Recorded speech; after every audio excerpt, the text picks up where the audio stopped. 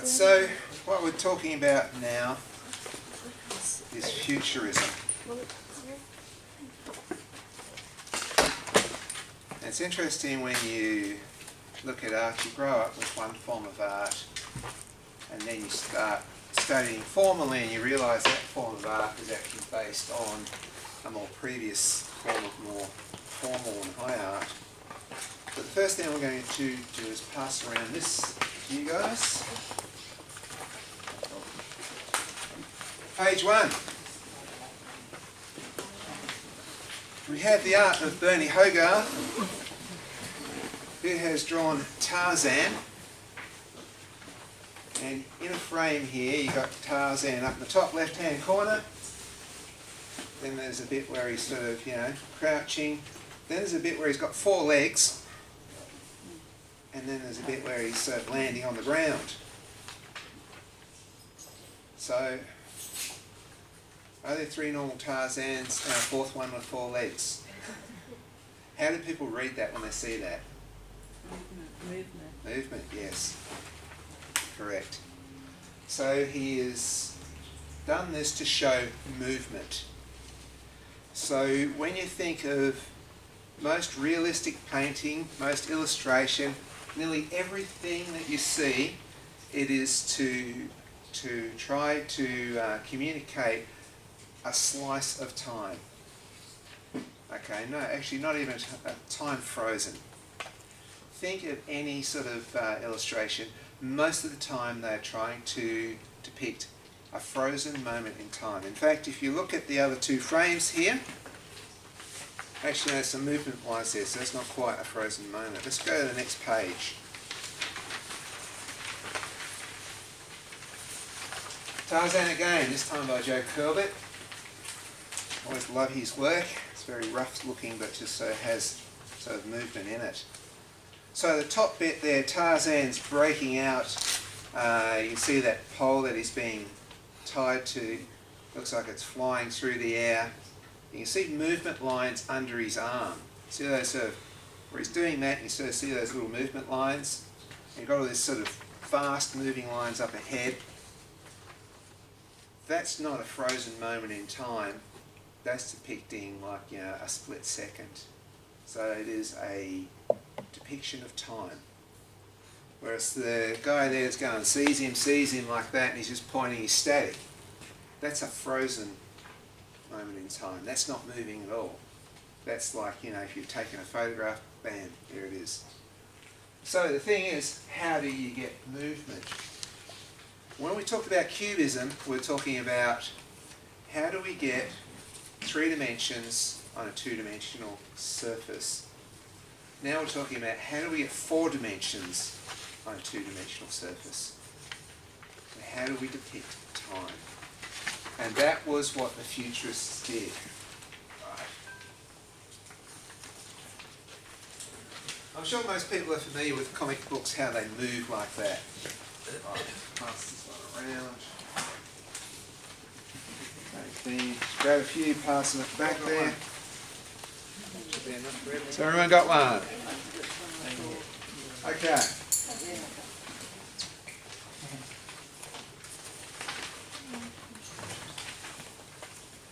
Just before World War I broke out, we have this advance in technology.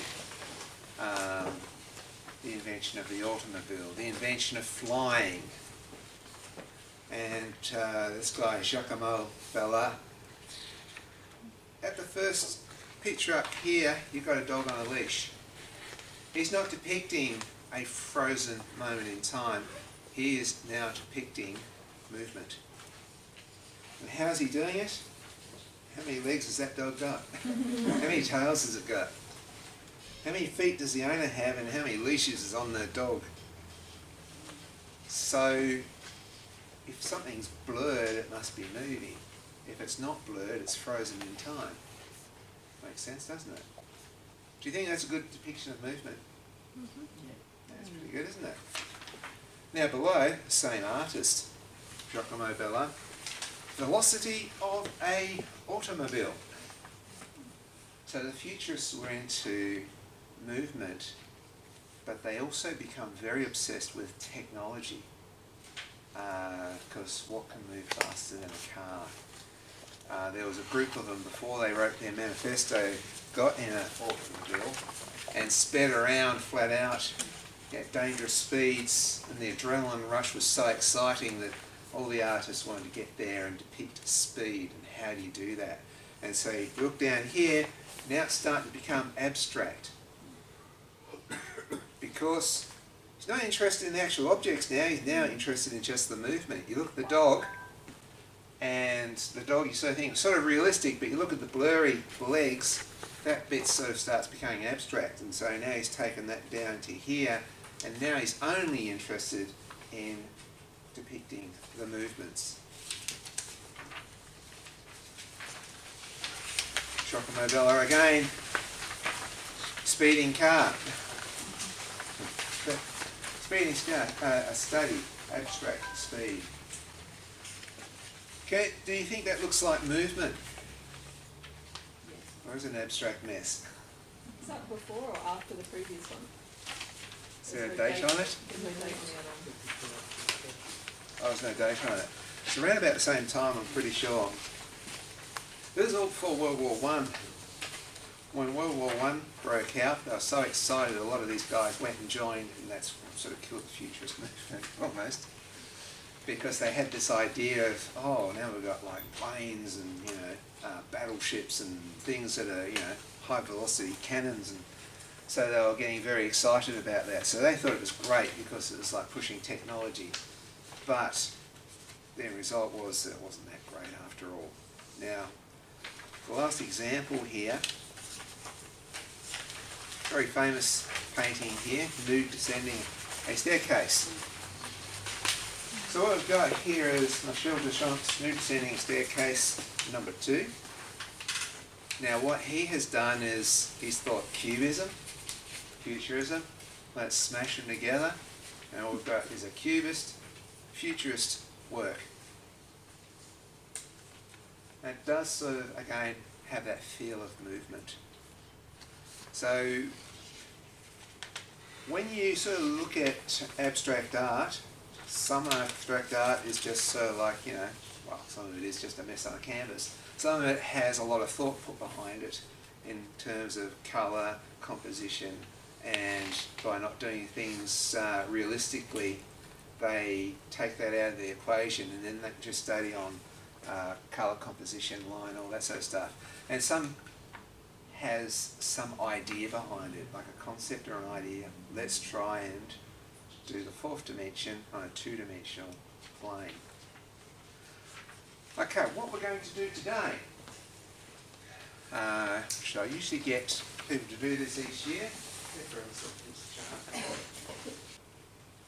When you sketch, when I sketch, one of the first things I go into is a gesture drawing.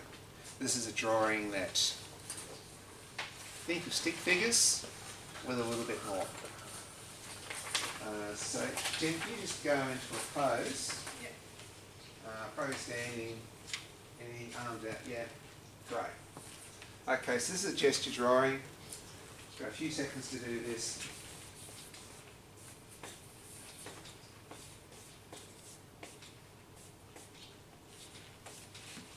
So that's the gesture drawing. Okay, it's not much more than a stick figure, is it? It's all right, you can replace. How long did it take me to do that? Not very long. That's how I usually start a drawing. I'll do that, and the reason I do that is I don't know how long I've got, because I'm usually working with animals, and they're not kind enough to sort of, you know, stick around. Sometimes they do, sometimes they don't. So let's break it down and slow it down a bit. See what I'm doing. So let's have another pose. You go a bit side on for me. That's it. Alright. So this is me breaking it down really quick. I usually want to throw a line through. Imagine you had to depict this in one line. So it's going to be like that. Now I'm going to, okay, arm there, face there, torso here, oops, legs here. So I mean, not much more than a stick figure. But with that stick figure, you can then start constructing and adding bits to it. I'm not even sure what sort of drawing this would be. I guess I call it an extension of a gesture drawing because it's still pretty much a gesture drawing. Gesture meaning just sort of like almost like the essence of what you're looking at. I would do this in a few seconds, really quick. And then in my case I think, oh, that bird's still sitting there, I'll get a bit more detail in, which is always a bonus. I wasn't calling you a bird, I was talking about wildlife. Make that clear. Okay, I've got a little bit of time here, I can put some of the detail in, which is, really awesome. Because she's still there. Let's see how now she's starting to get fleshed out a bit. So if you don't know what to do when faced with life drawing, start with a stick figure and then just stick some meat on the stick figure. That is one way of drawing. I've probably shown you a few ways of drawing, and that's one way of drawing. Now, bonus has got a bit more time. Okay. Yep. Okay, so now I'm at this stage. I think, okay, I've got more time. I can now sort of start thinking, okay, shirts here. Just sort of wrinkle little shirt there. I can start putting in all these little details here. Now, this is not 100% accurate. But for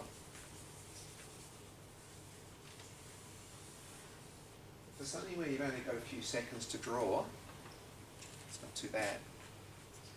Okay, so you're throwing this out. This is like a 20-second sketch. Okay?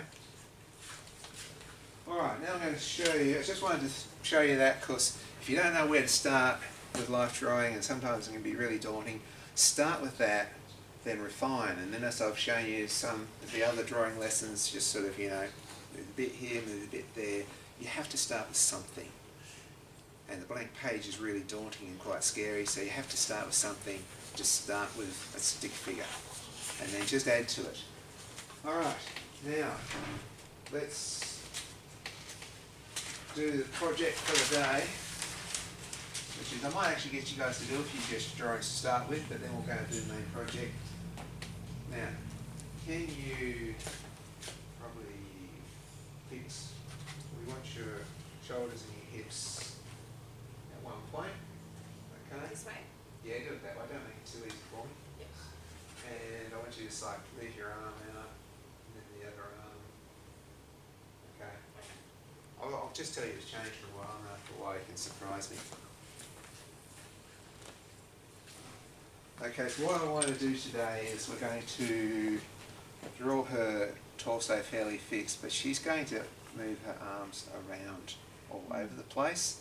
And every time she does, I'm just going to start on the same drawing and just add to it. So, first up, yep, there we go. So first of all, I'm just going to knock in a little gesture drawing here. And the arm is up there. Make her a bit smaller here. Already I'm going to have to change this a bit. So one arm is up there. So, time to change.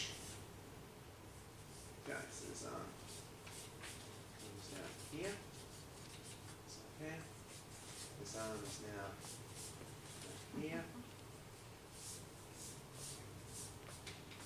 Legs in here too.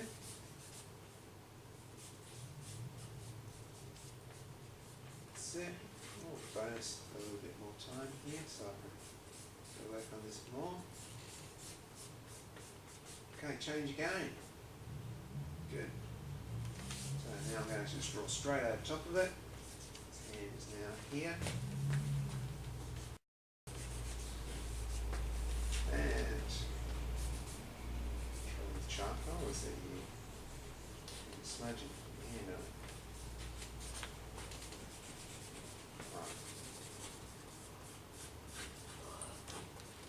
Right, change again. Now that one's up in front of the face.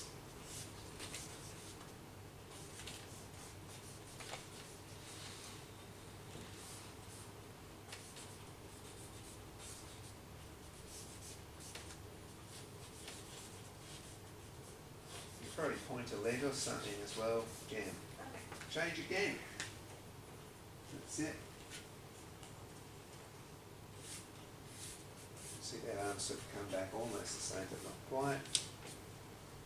And this leg is now sort of come back here.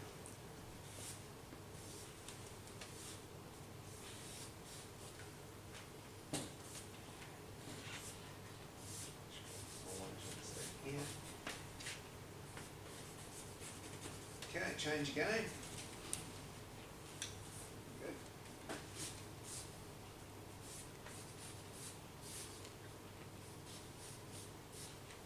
So you see, I'm just probably sketching just enough to a rough representation. I'll get into that change a little bit slow when you guys do this. And again. So you draw straight over top of whatever was there before. Draw straight over top of it.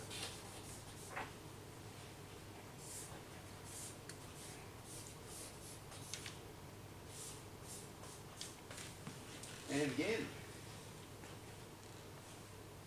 Good.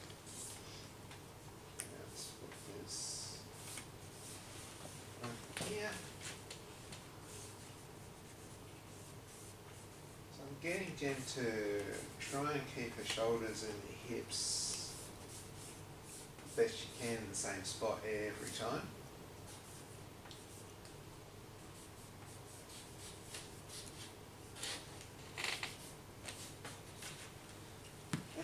Change again. Big point over.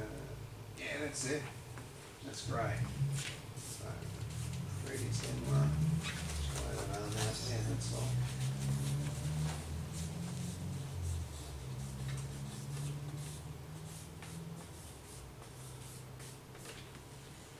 There we go, that's better. Good, have a relax. Okay, see what I want? I want a good mess on there. Every time I set you these challenge, it is to, it's exactly that, it's a challenge. It's just trying to stretch both your ideas and your capabilities, and also for some people here, to get them to fail. You have to fail before you can succeed. Okay, it's just one of those human things, is that unless you're willing to take the risk and fail, you're always going to be in your safe zone. So you have to step out of your safe zone, and so that's what I mean. I sometimes just sort of think, geez, being a nasty bastard today, but you know, it's every time I come in here, I'm sort of thinking, how can I challenge them today? Because you do something like this, and you sort of think, well, this isn't for me. However, you might get there and sort of think, well, I like this little bit of it, or I like this little bit, and then that becomes part of your original style. So you try things out, and you think, well, no, I don't really like Cubism, but I do like the way they shape that, or do that, or I like that sort of pattern there. I don't like Futurism, but I like the way it sort of has movement. Now,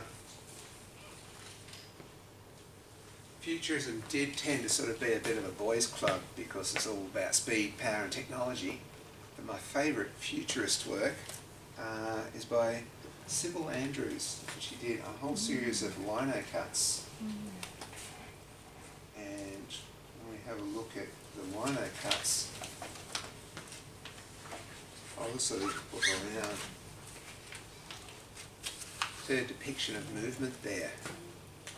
it sort of started off as Futurism, but then it sort of got into something else where it's distorted enough to make you feel like things are about to move or things are moving. And these are all a series of coloured lino cuts that she's done, and they're quite nice. So I might leave this book around, see the horses moving. I'll leave this book around for you guys to look at, maybe during morning tea time. For right now, let's start sketching.